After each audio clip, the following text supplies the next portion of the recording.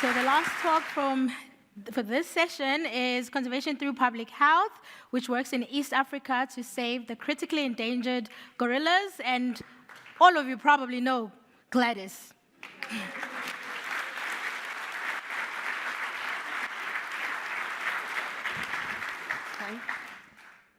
Thank you, Zoe. Good afternoon, everybody. I'm very excited to be here today, and I look forward to talking to you about why I'm still working with mountain gorillas all these years. I've been working with them for 26 years, and I'm still there. I'm still in love with them, and I look forward to talking to you about it. I'm not sure how many of you have seen mountain gorillas here. Wow, that's quite good.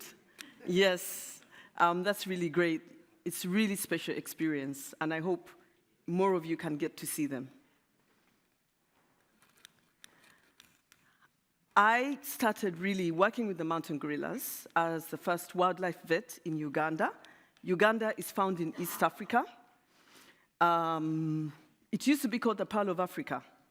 In the 70s, in the 60s, it used to be called the Pearl of Africa by the former Prime Minister, Sir Winston Churchill of Great Britain.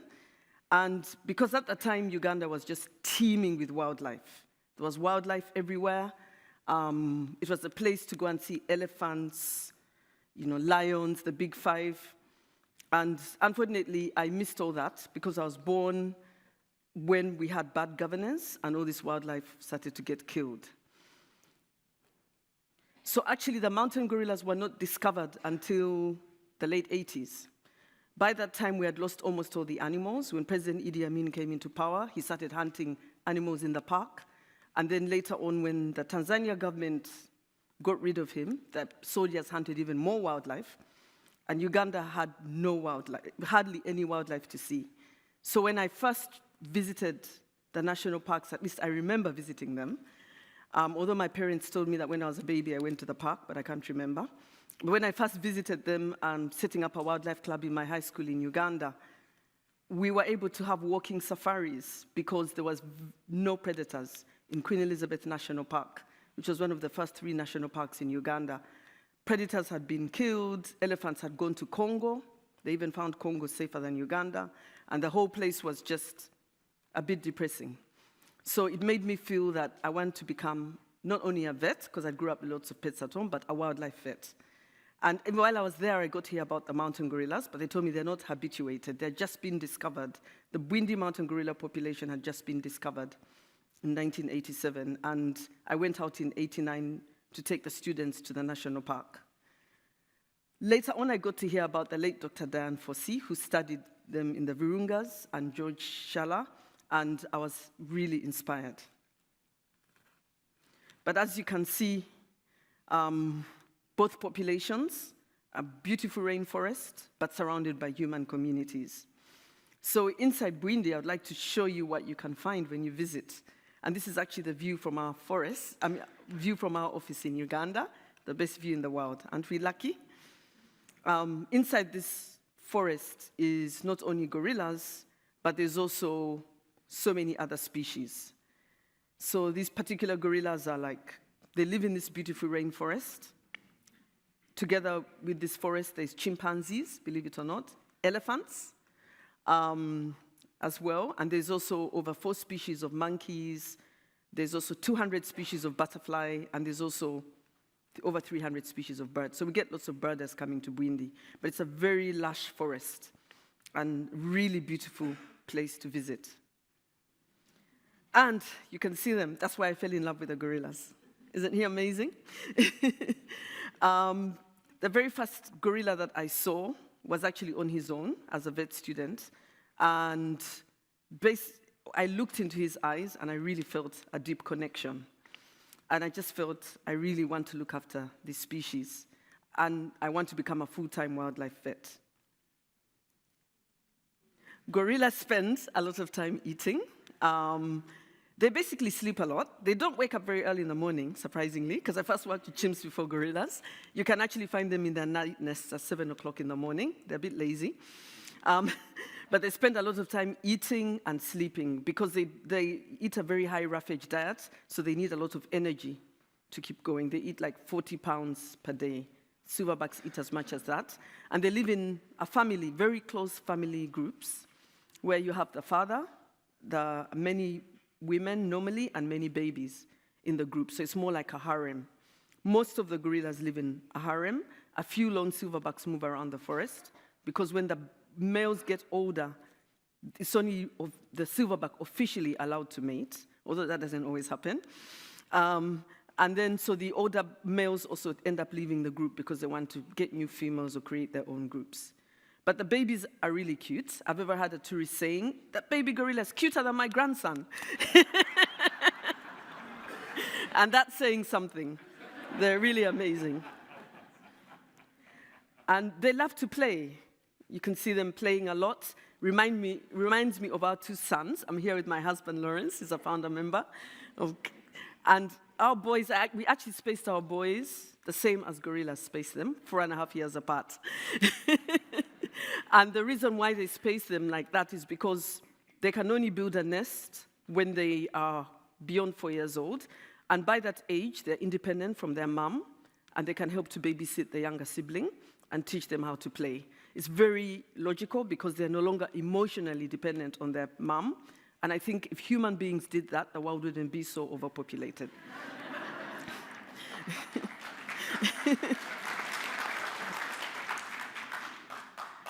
And so the moms are very loving. They're always holding their babies. And that's probably, I learned about mothering from the gorillas because I grew up, as a vet student, I saw them, and then when we had our children, I was taking my boys everywhere. So from the age of 2 months, they were always visiting the national parks.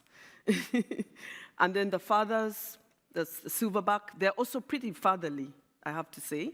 There's been cases where, a mother has died and the father looks after the baby in the group, which is amazing. They also have, what you call beer bellies, and they hang out a lot. But they're pretty amazing, but they will protect their family fiercely. They really will. And so that when I first saw gorillas in a zoo, I enjoyed it because I love animals. This was at London Zoo.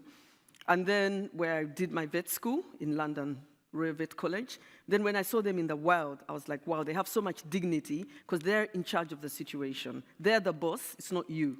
And that's something that kind of dignity is what we really need to keep maintaining by having animals out there, very dignified. He's the one who will determine whether or not you visit his group. If he doesn't want you to visit his group, then he's going to charge and you won't be able to see his group that day. So it's really amazing. The gorillas are so majestic, but then they're also so vulnerable. There's so few of them left. And when I first went to study them as a vet student, looking at parasites in the fecal samples of gorillas visited by tourists, 2 gorilla groups, and 1 visited by researchers. It was amazing, an amazing experience, but that time there were only about 600 mountain gorillas left in the wild. And I just felt I want to work with them my whole life because we need to basically bring the numbers back up. I was very, very concerned. In fact, during my study, some of them had gone to Congo, and we never were able to get them back. So they're so vulnerable, and their numbers just needed to keep increasing because we're going to lose the gorillas if we didn't do something. And so this is the kind of terrain you have. There's a lot of people living next to the gorillas, especially Bwindi is more like an island where it's the gorillas and the people are always mixing with each other. Unfortunately, the Bwindi gorilla population will never connect with the Virunga. I think it's too late. They connected over 200 years ago, but now they can't because there's so much human habitation in the area. And when you go into the forest to see the gorillas, it's just really amazing. During the COVID pandemic, we all started to wear masks because we can easily make them sick. And that's actually the reason I was hired as the first vet for the Wildlife Authority in '96. They were concerned that tourists could bring diseases that could make the gorillas sick. And later on, of course, I got to work with many other species. And one of the first cases I had to deal with was a skin disease in the gorillas, which came from people living around the park. It wasn't the tourists, but the local communities.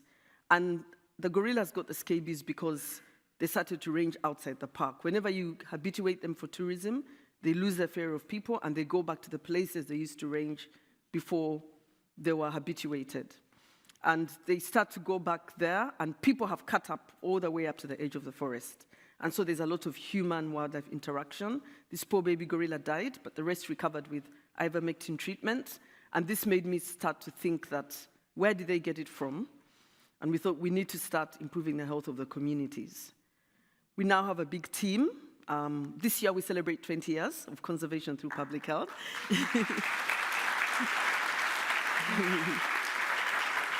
Thank you. And this is our team. We led the efforts to make sure everybody wears masks when they visit the gorilla. So this was during the pandemic, before tourism had restarted. And we feel that the gorillas will be much safer now, because actually when you visit them, as much as there's a 10-meter rule, they like to break it, and the tourists also like to break it. But at least if people are wearing masks, there's a lot more protection. And we regularly collect fecal samples from them to test for COVID and many other diseases, parasites, bacteria, and we also compare what we're finding in the people and the livestock. It's one of our team members from the Bwindi local community. He actually told me in the interview that he carried my bags as a porter many years ago to the gorillas. And the porters are part of the tourism industry. They're a very key part of the tourism industry. So when you visit, don't be shy to hire a porter. But the great thing about Bwindi is when it was created, 90% of the staff came from the community. Some were hunters, and then they became staff. And so we used to call them born-again poachers at the time. They're earning more protecting animals rather than killing them. And now there's many more of them, and a lot of the community is engaged in tourism. But there's a very hard edge, and this is a big threat to the gorillas. On top of disease, there's habitat loss is a big threat. And we're trying to look at ways to expand their habitat. Here I am with some of the community, my team members. And inside the forest are the Batwa community. They used to live there before tourism began, but they had to come out. And these people are hunter-gatherers. They actually never used to eat gorillas because it's bad luck for them to look in the eyes of a gorilla. But they set snares for daikar and bush pigs, and gorillas get accidentally caught. So now they live outside the forest, but we also engage them a lot. But people and gorillas, I think, can never really be separated. And this is the situation in Bwindi. It's becoming more of a city. When I first went there were just 5 lodges. Now there's about 70 lodges all over the park. It's quite scary. But it's because tourism is doing so much for the community, and the community sees the gorillas as their future and are willing to live with them. I'll end off by talking about this lovely lady called Hope Masiko. She's one of the first people we started to engage. We felt that we set up conservation through public health after I did a master's in North Carolina State University and a zoo medicine residency, because we felt that we needed to set up a non-profit that can improve the health of the people and the gorillas and other wildlife together to prevent disease spreading back and forth between people and animals. And we set up a team called Village Health and Conservation Teams, who are essentially community health workers doing conservation work. We worked together with a lady called Dr. Lynn Gaffikin, who had set up many population health environment projects. And Hope was among our very first 26 volunteers at the Government Health Center. She carries out, even if we started CTPH to prevent zoonotic disease, we found out that people had very large families. They'll have as many as 10 children, and per woman, in fact. And they'll tell you that we have many children because half are for chasing wildlife from the garden and half are for going to school. And of course, the girls are the least priority to even go to school. And I realized that this was affecting them because they couldn't give them proper health care, they couldn't take them to school, they couldn't break the poverty cycle. And as long as people are poor, they're going to keep destroying the forest because they need to cut more firewood and hunt more animals, poach more animals in order to feed their large families. And so we got introduced to family planning in the local communities. We got some support first from USAID, and then other people came in to help.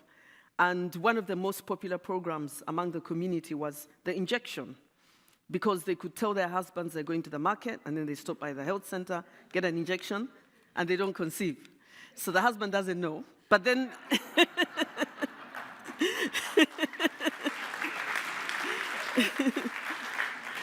But then later on, they start to beat their wives because they're saying, why aren't you having children?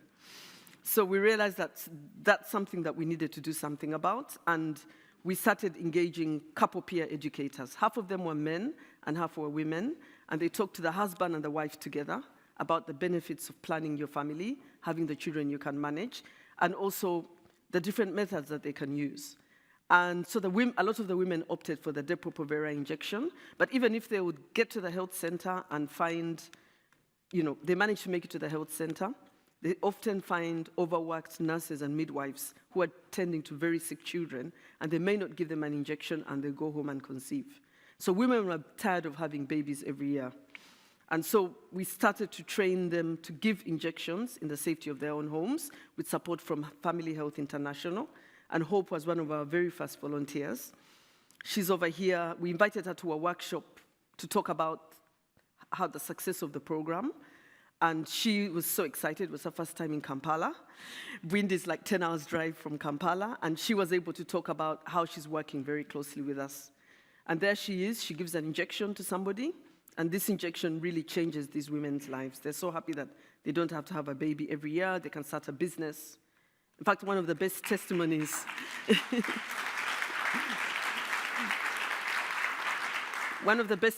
we had was a lady who had 3 girls, and she said she's going to stop looking for a boy because of our volunteers came to her.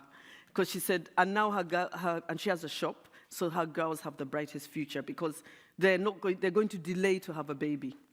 One of our first staff who we hired, called Vasta, she had her first child at the age of 25 because her father had the foresight to take her to school, and she got a degree in tourism because of the gorillas. Most girls in her community, by 25, have had 5 kids, by 36, 10, and they're looking very old. So education makes a huge difference. And this is Hope. She's still with us 17 years later, still giving injections to the women, and we're happy that even this program has continued even in between donor funding cycles, and we want to expand it to many more areas because the women will always need this contraceptive, and so that they can keep going and they can have a better life, and the husbands can better balance the family budget. So everybody's a lot happier because of the Depo-Provera injections. And that's one of our newest staff. She's a nurse, and she's working with us together to really strengthen all this program. We want to expand to more parishes, and we're so pleased that Wildlife Conservation Network has supported our work with the gorillas and our work with the communities as well.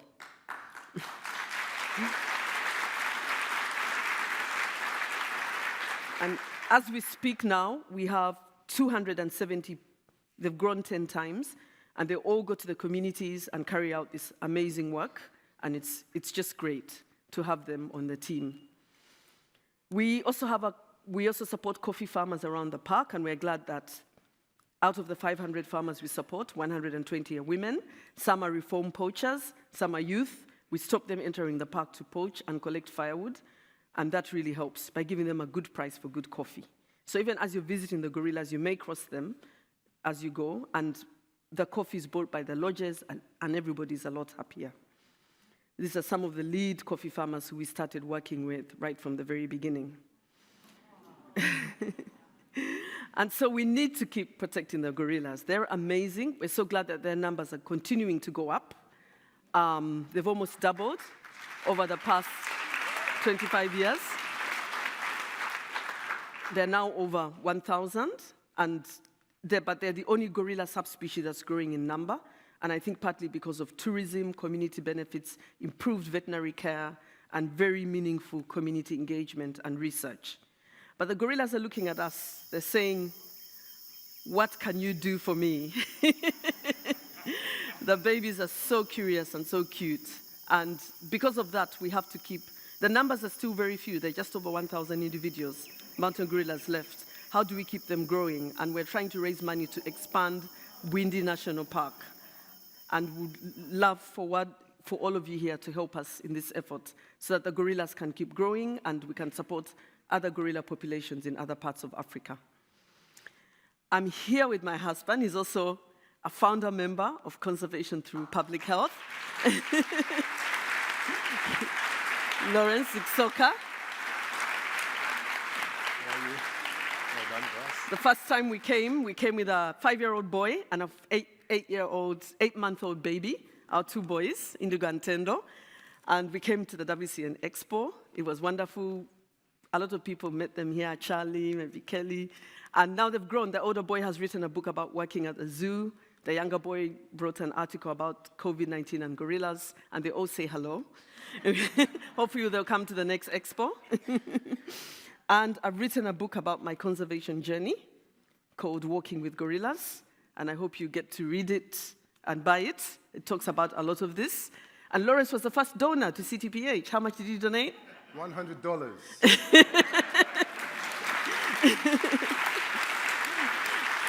So that happened as we were dating before we got married, and 20 years later, we're all here. Well, I want to read something from the... oh yes, we're so happy that Dr. Jane Goodall wrote the foreword. This is to paraphrase, although I don't have a mic, I think you can hear my voice. It says here...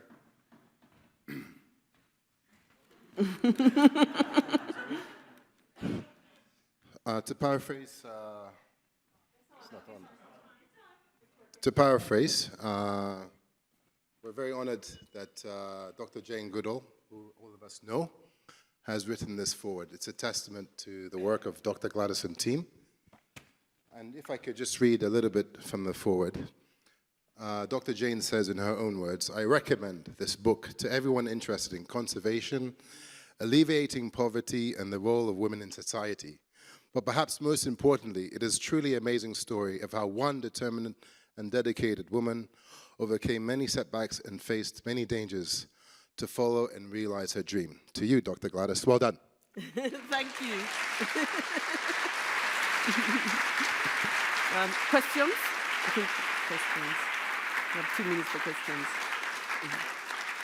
Questions. Apparently, we have some time for question and answers. Hi, so we have time for one question. And wow, the hand is already up, so.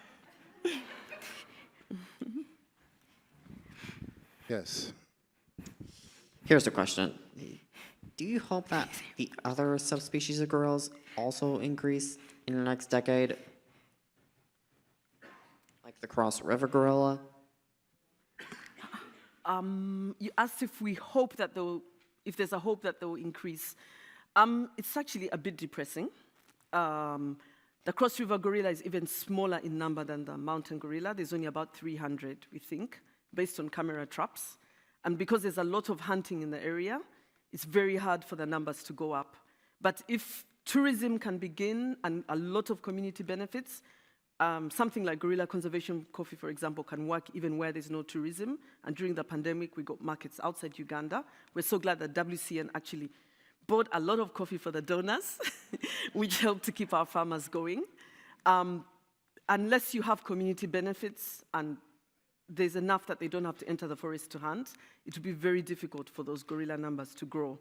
And that's the problem. The Western lowland is over 100,000, but because of Ebola and a lot of bushmeat hunting and the bushmeat trade, the numbers are still going down, so they're critically endangered, along with the Cross River gorilla and the Eastern lowland gorilla. But the mountain gorilla went off the critically endangered list in 2018. It's now endangered because of the positive growth trend.